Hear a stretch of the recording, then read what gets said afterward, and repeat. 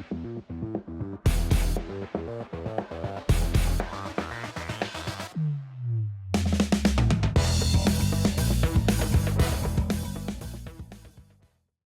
guys, welcome back to the channel. Thanks for tuning back in. Things have changed, guys. I'm out here. The last 4 days we had like upper 80 to low 90 degree hot, humid days. Today, as you can see behind me, it is much cooler. The river is losing heat very quickly. We have a high of 58 today. We've got easily a 35 degree change from the highs the last several days to the high today. In fact, today's high of 58 will be probably 10 degrees cooler than the lows for the last several nights. So the river is giving up tons of heat, and that's going to change the fishing quite a bit. Before I get into today's tip, I do want to point out that I chose the winner for the June contest. This month we're giving away a nice Bridgeford beef jerky prize package. So the winner is John Rayner. John, if you see that, reach out to me on social media and just let me know where your contact information is, and we'll get that sent directly from Bridgeford. It's the freshest jerky you're ever going to get because it comes straight off the factory line and the plant to you. So thanks to Bridgeford for donating that, and thanks to John for being a subscriber. Okay, so today's tip, guys, and before I get into the tip, if you're not a subscriber, subscribe to the channel. It's how you get entered into my monthly prizes. You have to be a subscriber. So if you watch the videos, hit that subscribe button. But today's tip, what I want to get into is what to do when you get cold front conditions like this.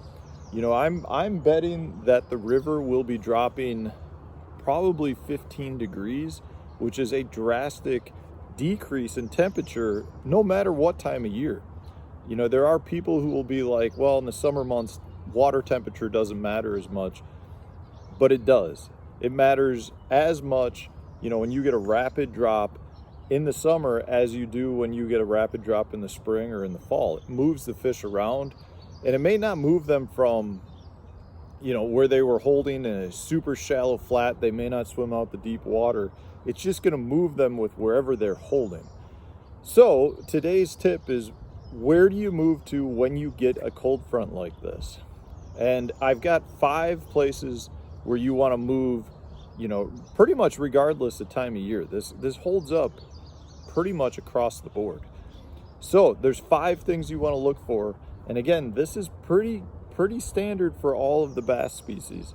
I mean, it pretty much holds true. So the number one place that you want to look is you want to move, if you're fishing shallow fish, those fish are going to gravitate to any wood that's in the water. Could be a lay down tree, could be a stump, could be a dock post, but those fish are going to gravitate to wood because the wood will hold heat and keep the water that's right next to that wood a little bit warmer. The fish will butt their sides right up against it to create that warmth. Because if you're talking about, like in this case, a 15 degree water temperature drop, the biggest drop will be on the surface. And those fish that want to remain shallow are going to move to wood. If they don't move to wood, a second place to look is rock. If you've got some good rock shoreline, whether it's a riprap bank or a big isolated boulders, those rocks will absorb heat as well. You know, it's pretty much the same thing. If you're looking for laydowns, you should be looking for rock. I think the rock holds up a little bit better in the summer for smallmouth, and the wood holds up better for largemouth. In the springtime, rock is every bit as good as wood for both largemouth and smallmouth.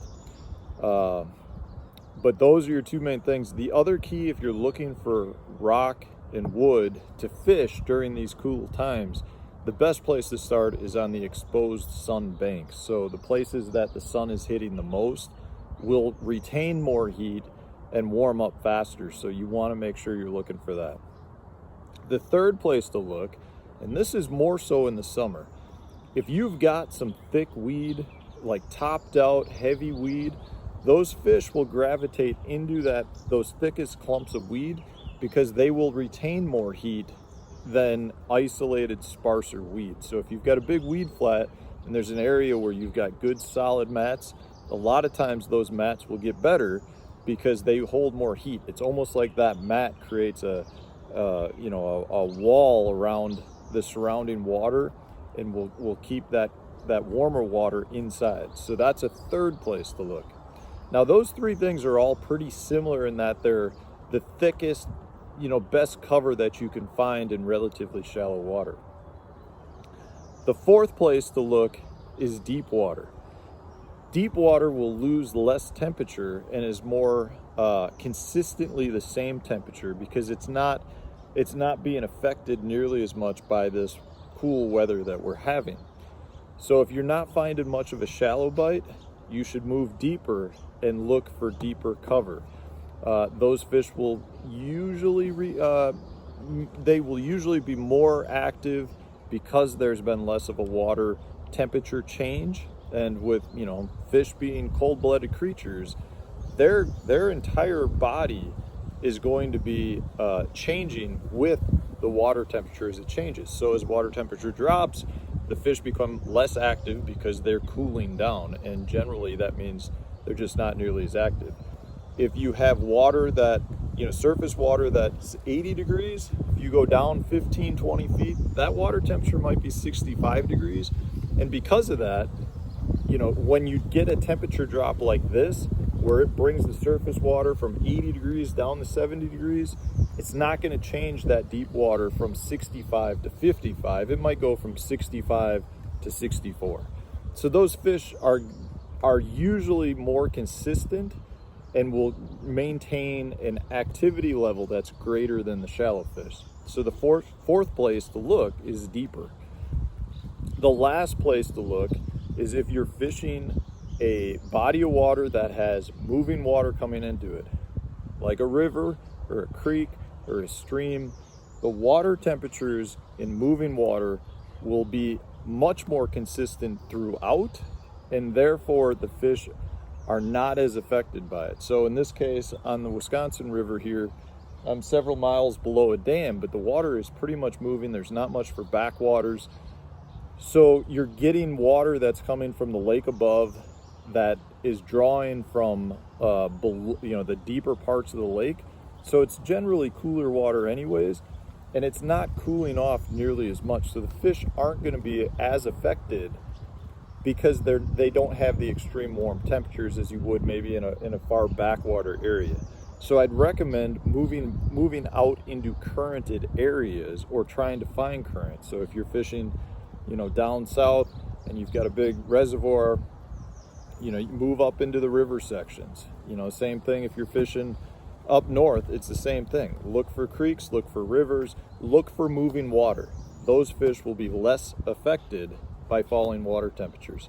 So guys, don't let cool temperatures like this prevent you from getting out and having success on the water. You just need to adapt to it and look for better areas, or look for areas that those fish are going to be drawn to. So I hope this was helpful, guys. Hit one of those 5 areas, and I ensure you'll get more bites than you would if you were fishing some of the areas that the fish vacated because of the falling temperatures. So if you enjoyed it, hit that like button, share it on your social media pages, and stay tuned for tomorrow's video. We got new videos coming out every day. Thanks for watching.